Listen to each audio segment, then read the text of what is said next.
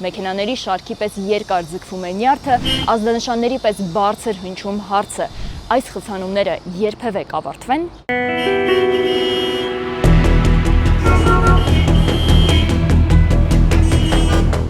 Հիմի հույս կա, որ մի բան կարան կանենք այդտեղ։ Միանշանակ հույս կա։ Հիմա Երևան քաղաքում ամենասուր խնդիրը, որն առկա է, խցանումների խնդիրն է։ Առաջին եւ հիմնական պատճառը տնտեսական աճն է։ Շարժակազմի համալրման ուղղությամբ են նաև գործողություններ իրականացվում, այսինքն հիմա ոնց որ քննարկման փուլում է էլի այս Դեռ մեքենավար եք։ Ну, դեռ եկեք փորձենք մի քիչ վարել։